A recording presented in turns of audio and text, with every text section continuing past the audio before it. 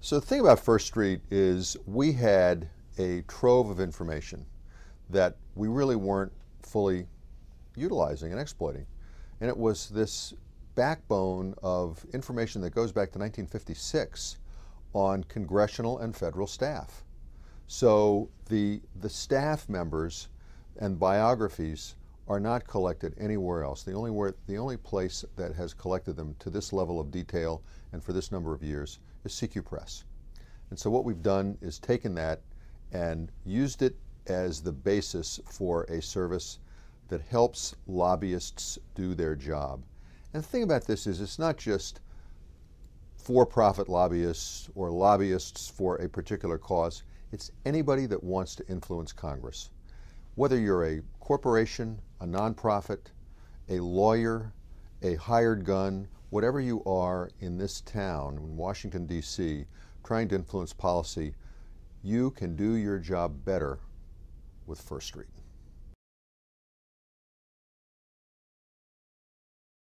Beginning in 1956, we started creating our own phone books for the senior staff in Congress and also in the federal government. So that's where it comes from. It comes from these directories that are basically, in the old days, they were telephone books. And as the years went by, we began not only adding more biographical information, but also organizational charts and just more and more information that tells a user of this book.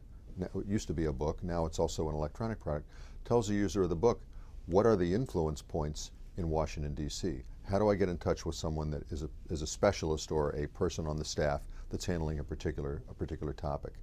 And so that's how this started. But then what we did with First Street was we decided not only would it be valuable to know the past affiliations of people. In other words, we digitized these books and now made this information available going all the way back to the beginning of the Bill Clinton administration. We could go back to Eisenhower, but for now, Bill Clinton. And not only do we have biographical information about these folks and their various connections, but all of the information that is available in many, many different places and in different forms in the federal government, we've pulled together for the first time and put it together in one database. So a search that might have taken days or weeks, and you'd still never know if it was totally complete.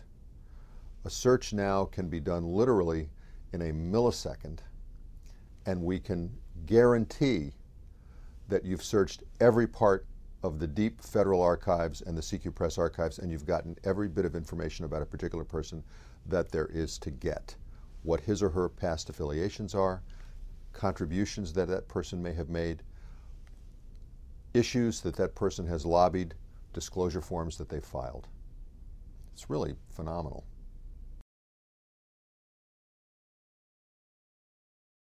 Hardest part of launching First Street is what we call the disambiguation of data. And by that, what we mean is there could be 10, 20, 30 people with the same name of John Smith going back to the beginning of this recorded information.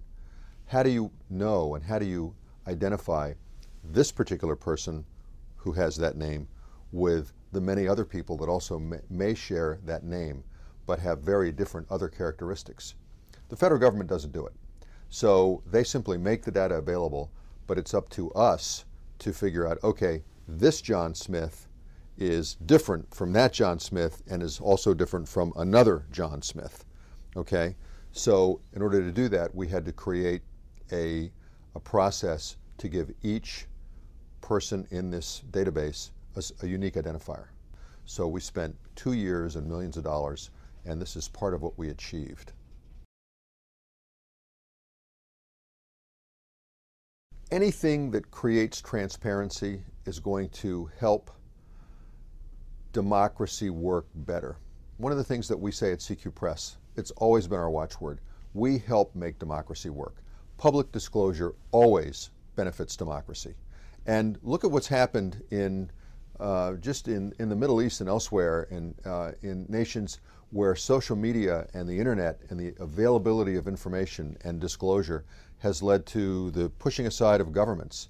Okay, that's not happening in the United States. But what it does, what we enable by putting this information out and making it available on the internet and elsewhere, is we enable a full, free discourse of information about what is happening in Washington, in official Washington. And so while a special interest lobbyist, one particular lobbyist, might not like the fact that we've suddenly aggregated all this information about that person or about an issue and made it easily available, they may not like it, but ultimately it helps them do their job better always to have that kind of disclosure. So whether you're a special pleader or someone that just wants to do the right thing, whatever that may be, this product makes democracy work better. Disclosure always makes democracy work. And that's what we're built on.